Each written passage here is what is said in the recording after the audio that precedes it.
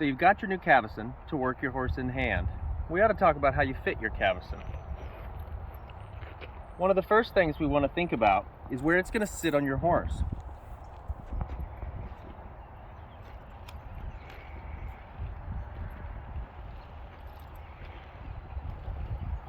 When we first put it on your horse, we want to make sure that the buckles are adjusted to help hang the nose band in the right place.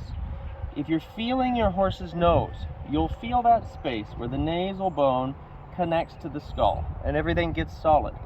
That's about where we want that nose band to be sitting on your horse. You'll see some Cavessons that want to sit much lower. The way that this Cavesson works best is going to be hanging on that more solid place there. And especially if you're a beginner at using the Cavesson, that's a much safer space than being over the delicate nose bone. So this Cavesson, the way it is here, we would sit best if we were down one more hole. We've got buckles on both sides of the Cavesson to help make sure everything hangs evenly.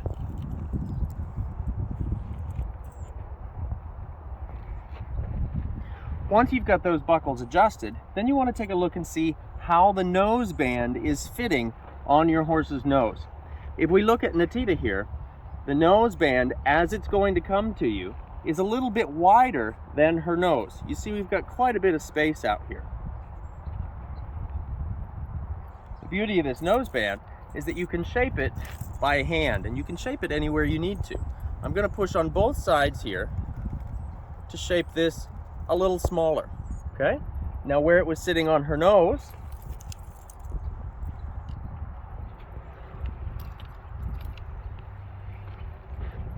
you see how much better that starts to fit there.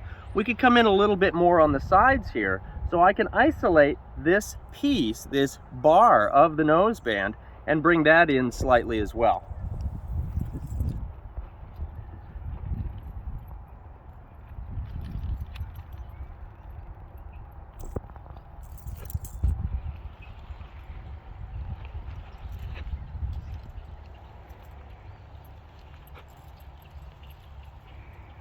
You see now how much closer that fits the shape of her nose. Ideally, a way that you want to think about it is that this nose band would fit just a little bigger than maybe if you're wearing a hat, right? You want the hat to fit snug so that it stays on your head, but not too tight. I like to think about the nose band as fitting like your hat, but maybe just a little bit bigger, so that we have a little bit of room in there so that it stays really comfortable for your horse. From here, we'll adjust the jaw piece. Now, because of the shape of the nose band and because of how it sits nestled over your horse's nose, this jaw piece doesn't have to be as tight as what you see in some Cavessons that have more the softer nose band that doesn't have as much structure to hold it in place.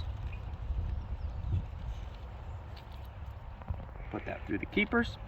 Now the next important piece is going to be the jowl strap right here.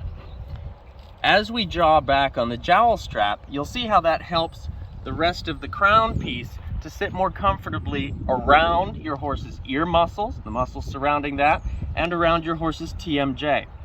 Where this jowl piece sits on your horse is going to be determined mostly by the shape of the lower jaw and those muscles in the jowl. This one is going to be a little more snug than the jaw piece. This is going to help to bring the rings here downward slightly to keep anything from potentially pulling up into your horse's eyes, and again to help keep that crown piece in the right position. For most horses, this Cavesson fits nicely around the ear muscles and around that TMJ.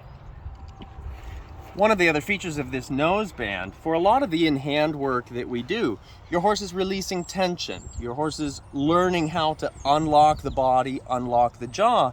And one of the common things that we see when a horse is doing that is yawning. Now, for some horses, it's perfectly fine to just pop this jaw piece when they're yawning. But if your horse is working through a lot of tension, it may be possible, or if they're young, as is the case in Natita here, you see she wants to chew a little bit on that jaw piece.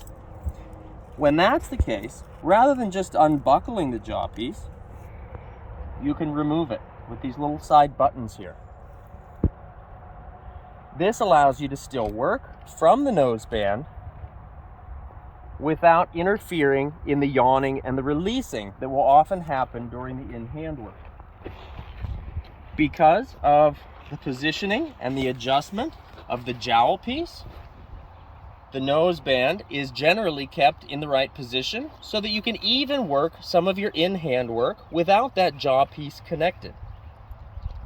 It's going to be a good truth test for you as well if you're pulling your horse into the movements or if you're stabilizing and guiding, directing through your body and your aids. If you're pulling your horse, obviously you can see that's going to lift off of their nose there, okay? These Cavessons, as they come to you, are pretty versatile. There's a lot of room for fit. You can see Natita here being a Clydesdale cross. She's got a bit of a larger head. We've got plenty of room to adjust here. If you have a horse whose head is a bit larger than Natita's and you run into trouble with this, we've got larger crown pieces that can help you. Additionally, if you've got a horse that's got a much smaller muzzle and you feel like the jaw piece is too loose and it's just a little bit sloppy, again, you don't have to have these jaw pieces on very tight. But if you've got one that you feel like you need the smaller piece, we've also got smaller pieces for that as well.